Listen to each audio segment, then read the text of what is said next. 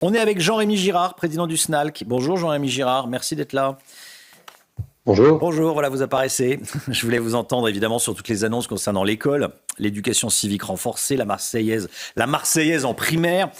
Est-ce que ça va changer quelque chose selon vous ? Qu'est-ce que vous vous êtes dit hier soir quand vous avez entendu le président de la République, qui a beaucoup parlé d'école d'ailleurs au début dans ce qu'on appelle son propos liminaire ? Alors nous, ce qu'on s'est dit au SNALC, c'est que ça pourrait être bénéfique au président de la République de lire les programmes actuels, parce qu'il fait des annonces de choses qui s'appliquent déjà. La Marseillaise en primaire, là j'ai le programme de l'école primaire devant les yeux. En fin de CE2, l'élève doit connaître les valeurs, les principes et les symboles de la République française, le drapeau, l'hymne national, les monuments, la fête nationale. Donc attention, scoop, nous enseignons déjà la Marseillaise en primaire. On fait déjà d'ailleurs des cérémonies de remise du brevet aux élèves qui l'ont obtenu. C'est une circulaire qui date de 2016.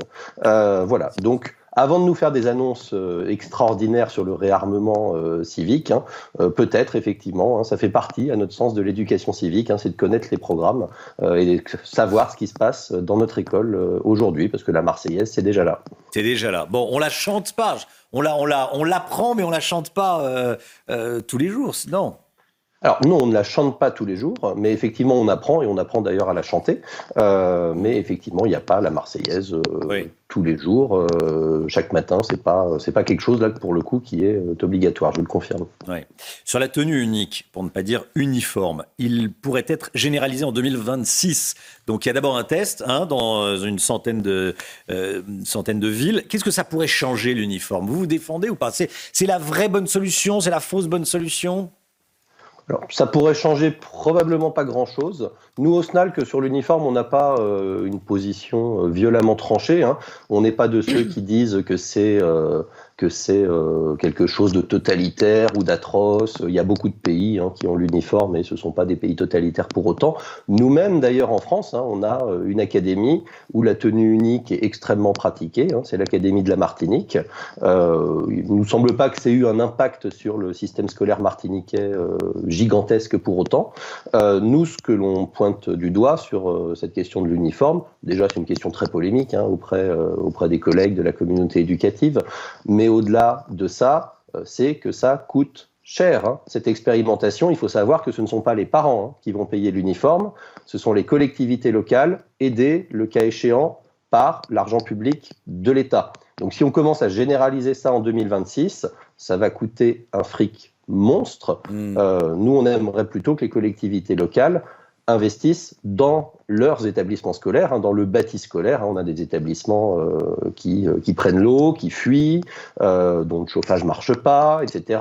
On a été obligé à Marseille, vous avez vu, de mettre de l'argent de l'État pour rénover les écoles primaires tellement elles étaient dans un état catastrophique.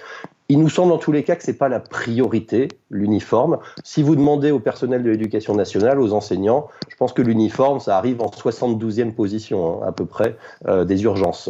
Donc, voilà, nous, on croit que cet argent peut être beaucoup mieux investi. Mieux utilisé, notamment dans les travaux.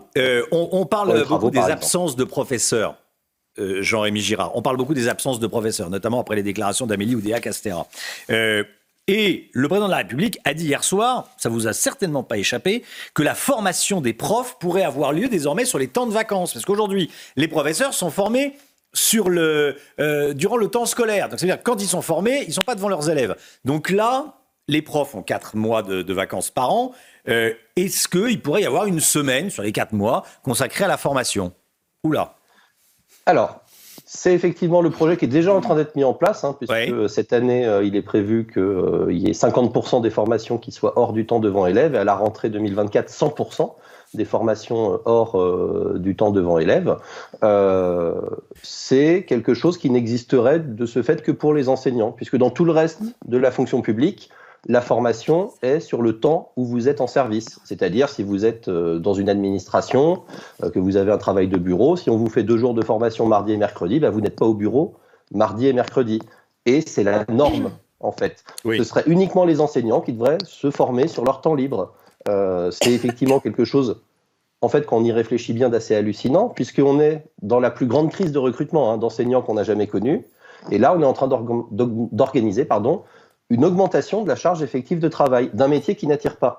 et de vous dire, eh ben, écoutez, les quelques personnes qui veulent encore devenir enseignantes, c'est peut-être pour un petit peu la modularité, l'organisation de l'emploi du temps. Ben non, paf, on va vous mettre des formations le jeudi de 17h30 à 19h. On va vous les mettre la deuxième semaine des vacances de la Toussaint. Que les profs ont quand même, que les professeurs ont quand même beaucoup de vacances. Par exemple, pour l'Académie de Paris, Créteil et Versailles, la zone C, on revient le 8 janvier, on repart en vacances le 9 février ou le 10 février, donc ça fait au bout d'un mois. Est-ce que ça, sur ça c'est 2 pas de notre jours... faute, hein, ça c'est pour l'industrie du ski. Oui, bon. En tout cas, ça Mais fait une débat. fois encore, la durée de l'année scolaire n'a jamais changé depuis très très très longtemps. Et les professeurs n'ont pas beaucoup de vacances. Je rappelle qu'il y a des études du ministère de l'Éducation nationale. Les vacances de la Toussaint fut un temps, à mon époque qui n'est pas antédiluvienne, c'était une semaine à la Toussaint. Aujourd'hui, c'est 15 jours. Oui, tout à fait. Et de ce fait, on a rajouté une semaine de cours ailleurs. En fait. On n'a pas du tout réduit le temps, l'année scolaire avec ce qui a été fait sur les vacances de la Toussaint. On est toujours resté à temps scolaire constant. Mais ce que je vous dis là-dessus, c'est que on prend une mesure d'augmentation du temps de travail des personnels. Alors on peut toujours effectivement jouer cet argument un peu populiste, les pauvres enfants.